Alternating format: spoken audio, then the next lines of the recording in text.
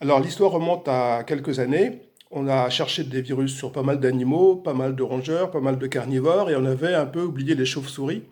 Et elles sont apparues dans le champ de la virologie à partir du premier SRAS en 2003, un tout petit peu avant, mais surtout à ce moment-là. Et depuis, on s'est rendu compte qu'on ne connaissait pas grand-chose à leur niveau, à leur propos, et on a découvert évidemment des virus chez elles, mais pas plus ni moins que chez les rongeurs ou chez les carnivores. Et exemple de carnivores, le chien et le chat. Et donc les chauves-souris sont des réservoirs de virus pour elles. Et de temps en temps, il peut arriver qu'un de ces virus s'échappe. Mais dans le cas du Covid, on ne sait pas comment ça s'est passé. Ce qu'on sait simplement, c'est que sur un rhinolophe de Chine, une espèce qu'on ne trouve pas en Europe, on a trouvé un virus qui pourrait être l'ancêtre, mais non pas le même, l'ancêtre du virus responsable de l'épidémie de Covid chez les humains. Et dans ce contexte, on pense que c'est de ce côté qu'il faut chercher, mais il faut surtout chercher à comprendre comment le passage de l'un à l'autre s'est réalisé, car clairement, les deux virus sont différents et on les connaît tous les deux aujourd'hui, ils sont vraiment différents.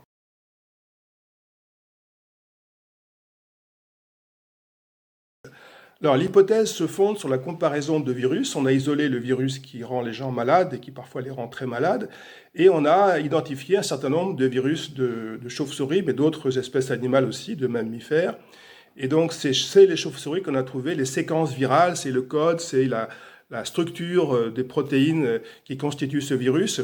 Et on a trouvé la plus grande proximité entre un virus ou des virus de chauve-souris et le virus de l'homme. Mais on est à quelques pourcents de différence. Alors ça paraît pas beaucoup, mais n'oubliez pas que si on compare le génome, donc les chromosomes, la génétique d'un chimpanzé et d'un humain, on n'a que 2% de différence à peine. Et je ne connais personne qui ait confondu un chimpanzé avec un humain. Et donc la quantité de différence est sans doute une indication, mais ce n'est pas la seule pour comprendre ce qui fait qu'un virus est dangereux ou pas, ou qu'un virus est humain ou n'est pas humain et est animal. Et on a sans doute encore des recherches à faire pour bien comprendre la différence, le pourquoi de la différence et le comment de la différence.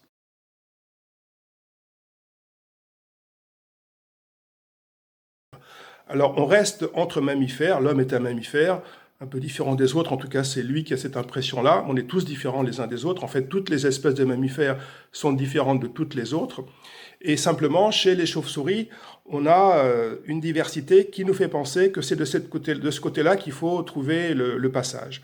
La difficulté, c'est que les petites chauves-souris qui sont avec les virus les plus proches de celui du Covid ne sont pas des chauves-souris qui habitent dans les marchés en Chine.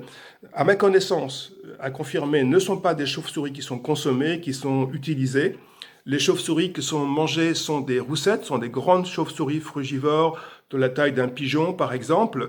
Et celles-là, on sait qu'elles sont consommées, donc il y a un contact. Les gens vont les chercher, les vendent, il y a une transaction commerciale, des manipulations, une préparation culinaire, avec une exposition évidemment au fluide de la chauve-souris, de la roussette. Mais je ne crois pas que ce soit le cas des rhinolophes. En tout cas, je ne l'ai jamais vu ni entendu nulle part. Et donc, il faut trouver une autre interprétation pour essayer de comprendre comment ce virus est sorti de son réservoir, s'est modifié, et pourquoi est-ce qu'il s'est modifié, et comment l'espèce humaine l'a récupéré.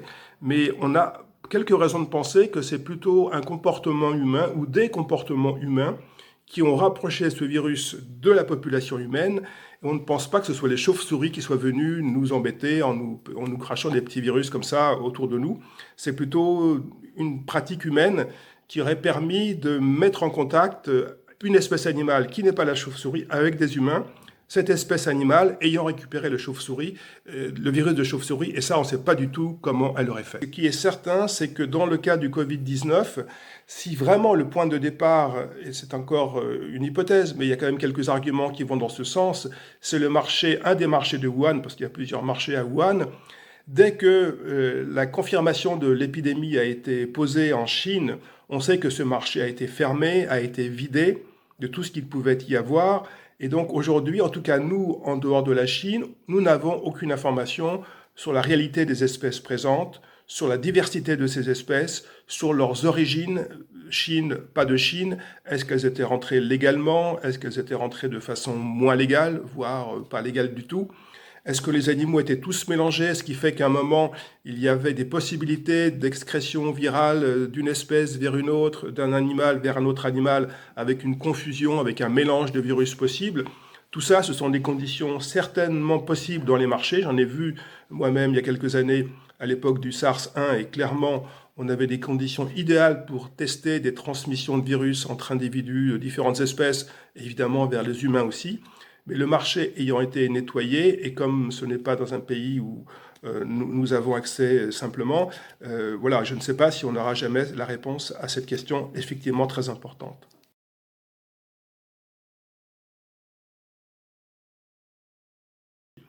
Mais je distinguerais deux niveaux dans le risque d'épidémie, voire de pandémie. C'est l'accident initial qui fait qu'un premier cas apparaît dans l'espèce humaine et qui est un signal comme quoi quelque chose d'anormal ou d'inhabituel s'est passé, et le fait que cette émergence, ce premier cas, devienne une épidémie, voire une pandémie. À mon avis, on ne pourra jamais empêcher l'accident, c'est-à-dire le premier passage d'un virus qu'on ne connaissait pas ou qui émerge à l'occasion d'une recombinaison entre deux animaux qui se croisent. Alors, bien sûr, si c'est dans un marché, on favorise ce genre de situation et c'est pas tellement naturel comme événement, c'est favorisé par des comportements commerciaux humains qui vont mettre des animaux qui ne se croisent pas normalement en présence l'un par rapport à l'autre. Et cet accident, je ne pense pas qu'on puisse l'empêcher. Les accidents dans la vie arrivent malheureusement, quelles que soient les situations, que ce soit sur la route, sur le rail, dans les avions, dans la vie de tous les jours, domestique, il y a toujours des accidents.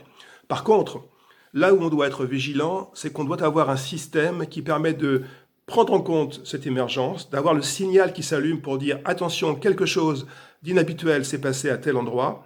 Et en fonction de cette information, on doit être capable de réagir et d'empêcher cette première étincelle de transformer cette petite brindille qui brûle en un incendie de forêt gigantesque.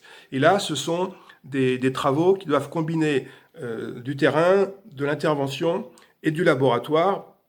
Si on peut très vite séquencer le nouveau virus et se rendre compte qu'il a des capacités pathogènes importantes, il faut être extrêmement réactif et il faut également avoir les outils qui permettent de maîtriser au niveau humain, au niveau social, au niveau économique, à l'endroit où ça se passe. Et on a tous entendu dire fin 2019, début 2020, que les premiers médecins chinois qui avaient alerté sur l'émergence de quelque chose de nouveau avaient été plutôt mis en prison que félicités. Et c'est sans doute pas la bonne façon de maîtriser un départ d'incendie. Si vous mettez les pompiers en prison, ça risque de mal se terminer. Et donc, il faut arriver à trouver une façon cohérente, adaptée. Alors, c'est pas la peine non plus de déplacer un porte-avions si une petite barque à rame peut suffire, mais il faut trouver la bonne adéquation entre les deux. Attention aux signaux qu'on ne pourra jamais empêcher de s'allumer, mais être capable de réagir vite pour intervenir avec la bonne échelle de moyens pour empêcher que l'étincelle devienne un grand incendie.